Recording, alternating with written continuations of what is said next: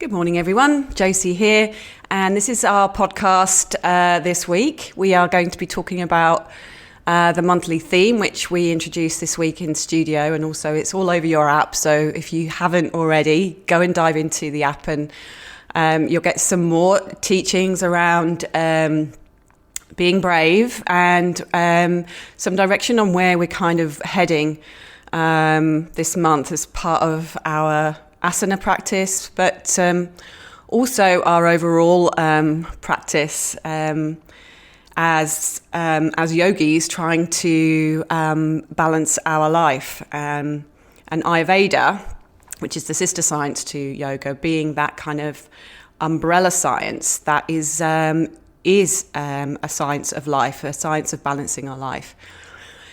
So being brave, what do I mean by being brave? Well, throughout this month, we're going to be looking at some of the, what I would call strong practices. And it could be what's strong for you, right? So that doesn't mean it's got to be some kind of posture-based objective.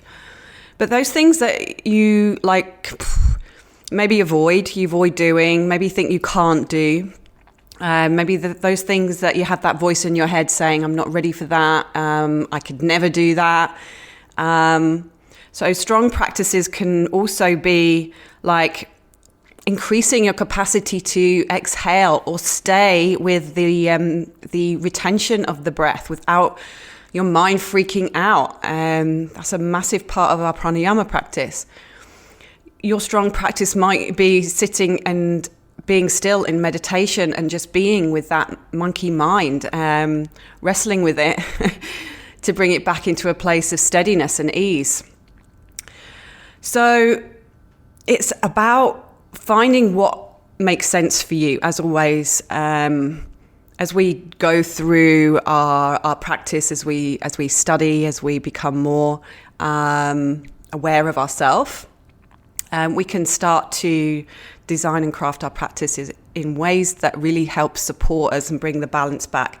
And that's what we've been doing. That's what we've been emphasizing this week. So week 1 has been on balance.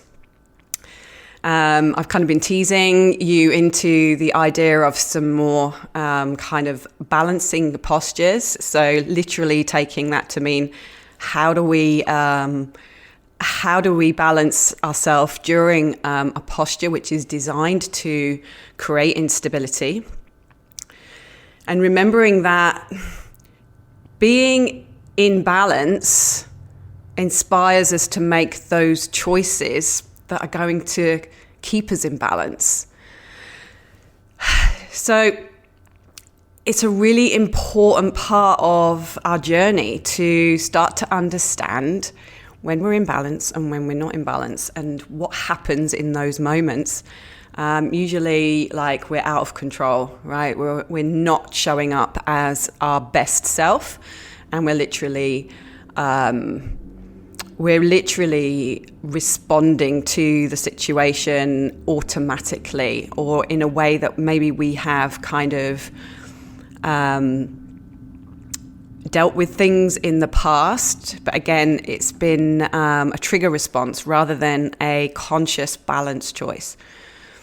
So when we come into our balancing positions, we can start to not only build our capacity for stability in the body and start to witness where the weaknesses are, where we're not supporting ourselves physically, but also all those things apply on an emotional and mental level.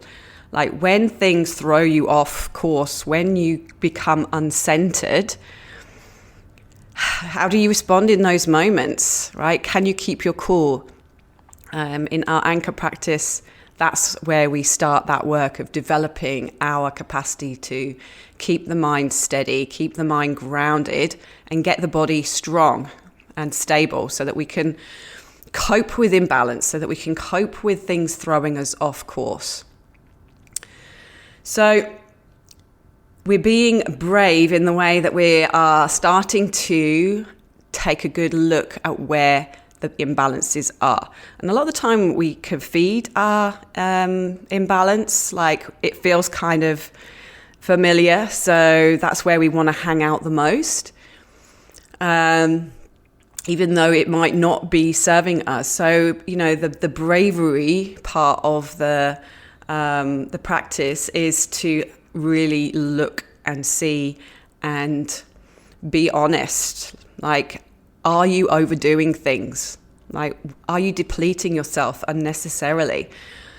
If the mind isn't stable, if the body isn't stable, then we've lost our center and we've lost the yoga. So I want to challenge you as you move into stronger practices to always be working from that place of equilibrium. That's where we thrive the most. That's where we are at our most optimum, right? When the body is in homeostasis and the mind is settled, that's when we can show up as who we really are. And that's really what we're trying to reach for.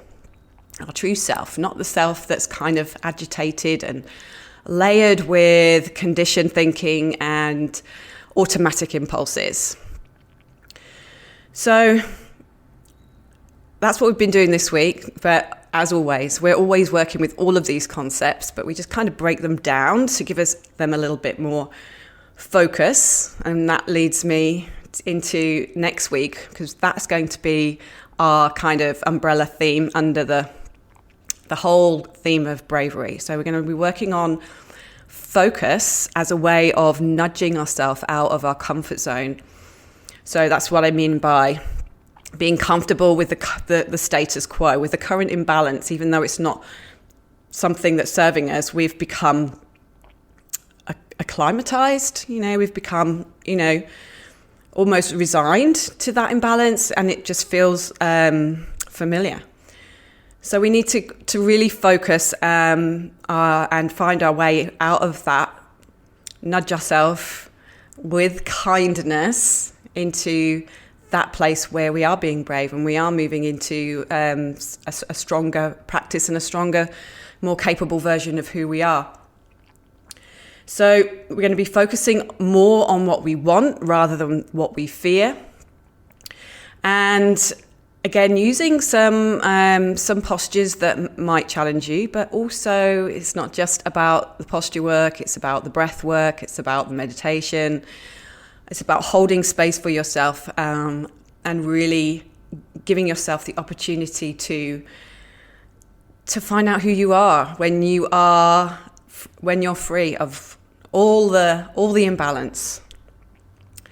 So in our anchor practice, we're primarily working with the arm balance crow. So again, it's about like focusing on what you want from that pose, not what you fear, and practicing in a way that is just going to give you that support, give you the tools to move into that place and move beyond the fear. So it's about taking it progressively, knowing again where you've already kind of tuned into where your imbalances are, so that you can really start to focus on what you really want. And that's when you get that kind of that grit and that determination to actually do the work and do it from a place of healing. Okay, doing it as a place of moving you into your fullest potential, right? Not just for the sake of being able to show your mates that you can, like, hold your body weight up on your hands or on your arms, but to give you that sense of I can achieve whatever I want to achieve if I put my mind to it. I can at least move into the next space, which is going to lead me into the next space and the next space and the next space. And obviously that all takes discipline. So crow pose is the posture that we're kind of playing with in anchor. In rise, it's peacock. And again, there's variations. We don't ever even have to get into the full posture to get the benefits. And fire practice always has an inversion, and going upside down is pretty scary for most of us. And that does take an element of being brave, but also all those same other qualities that we need to reach into, which we're going to be working on throughout March. So we've already mentioned balance. Like this next week coming up is going to be focus. And then the following week after that, we'll be introducing the element and the quality of trust. So again, as I've mentioned, yoga is this kind of progression. We progress into the next opportunity. We progress into the next most optimum choice for ourselves.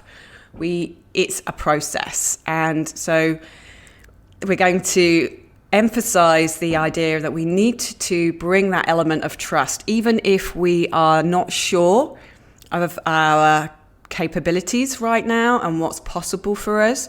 We have this beautiful tradition that's there to support us, to help with our growth, to help with our evolution. And we have to get going. We have to put the petrol in the car and, not just stay there kicking the tires and waiting for something to happen, right? We've got to at least get the car off the driveway.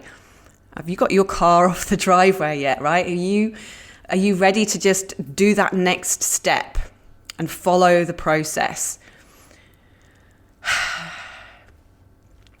Again, that's a question of how we're digging into that toughness, that brave part of who we are that knows this is what we need to do, wants the soul is desperate for us to evolve. It's that pull to progress, and the ego is the one that says, no, you don't need to do that. You're fine as you are. There's that constant dialogue, that lower mind voice, but we want to reach into the higher mind and know that these teachings have been tried and tested. They're scientific, they're strategic, and they're going to get us to where we want to go. It's like looking at a map of the world, and Australia's out there. Okay, you've never seen it, you have no idea what it feels like to be there. But if you plot a course, you can trust that you're going to reach your destination at some point. And this promise that yoga has of freedom, of being an opportunity to find union between your physical self and your spiritual self and your best self, whatever you want to call it, consciousness, that's out there for the taking. But we've got to be brave, and we've got to get that car off the drive and start to move towards our destination. So trust in the process. That's going to be a big part of week 3.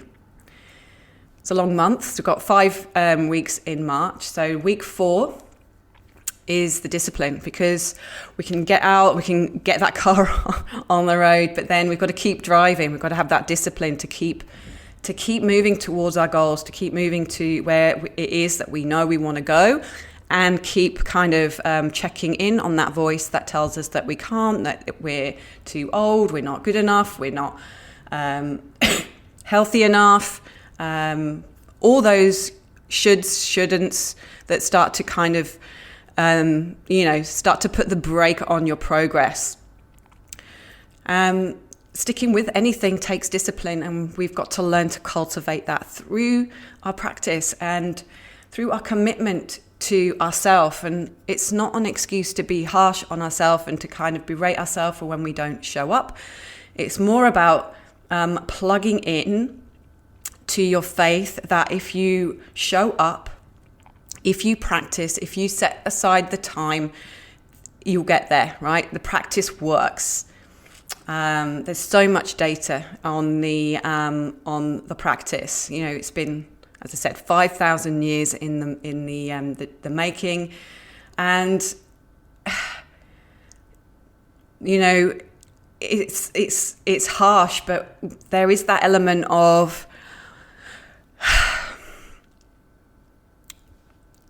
getting on with the job and finding that grit to keep you on the path. And maybe that just means coming back to your why, keep coming back to the reasons that you get thrown off course, to listen, right? So we get really in that space of stillness and silence when we practice. That's why we're always moving in there, to hear the difference between that voice that keeps us stuck and that voice that wants us to lovingly progress into what we are truly capable of. And it's only in the discipline of keep coming back and listening, finding that space and listening, that we get the opportunity to develop that faith that, yes, this is going to get us to where we want to be. So week 4 is going to be all about the discipline. I'm going to be encouraging you to, use the app. Your discipline doesn't have to be necessarily to come and, practice postures on your mat. You could be making a commitment to journal every night, to listen to those kind of opposite voices, the lower mind and the higher mind. Start to get things down on paper on a daily basis. Anything that can bring discipline. Sit on your yoga mat or on a cushion and just sit still and meditate. That could be your discipline. Just do something and commit to it every day. I'm going to be encouraging you to do that. Maybe you can already set aside some time. Week 4 of March. Can you set aside some time to come and practice a little bit more regularly than you did the week before? And then we're going to move into week 5, and this is layering on confidence. Again, I want to always come back to this idea that yoga as a practice is an individual practice. It's a way of you moving towards a better understanding of who you are and using that to light up your life, because at our most optimized, we are so capable. Humans are incredible.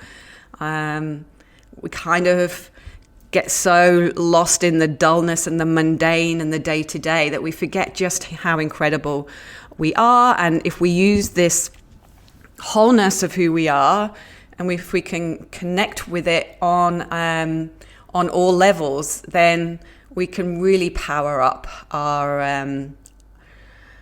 level of enjoyment of life and what we can bring to it. So as part of that, we have to remember that we're always plotting a path to find our own freedom within that. We need to find the freedom to fly our own path and have the confidence to know what that is for us. And that's the self-study aspect of yoga. If you don't know who you are, how the hell are you going to be able to follow through on your most deepest desires that are going to help fulfill you, help you to plug into what yogis call your dharma, your purpose for being here. So it's all about empowering yourself to feed in that confidence, that will, that determination that I know all of you possess, right? But sometimes we're playing small, we dim our light, we let all that lower mind stuff get in the way, and we're going to fire that up, power through that, bring some more confidence to keep us on that path, to help us find the freedom to fly our own path and overcome all those doubting Thomases, overcome all the negativity. You can, right? So I'm sure there's that part of you that every time says you can't, there's that niggle that says, yes, you can. You can. But there's all this other stuff that we've got to work on. We've got to find our own personal balance. We've got to find our focus. Then we need to trust. We need to trust in the process and work in that disciplined way to keep us moving on that path. Get that car off the driveway. And then confidence all the way, driving us towards that destination, knowing that we can if we just do the work. So that's March. Are you ready? Are you ready to be brave and set your course? Remember, it really is my passion. I'm here to help you find your own way, to develop your own strengths, to help you understand who you are, let you shine for who you are, not who everyone else wants you to be. And, we'll take this journey as slowly as you want, or, if you want to accelerate, then I'm here to help you accelerate. So please let me know what you think of this podcast. Please help me to help you by telling me what things are resonating, what things are helping you find a way forward. Ask questions, tell me what else that you might need. And come and practice and be in that space with me, knowing that I'm on that journey too. And every day requires a little bit of bravery. So hopefully we'll all feel a little bit more courageous by the time we move into May. Okay, so I will leave you with that and see you next time. Bye for now.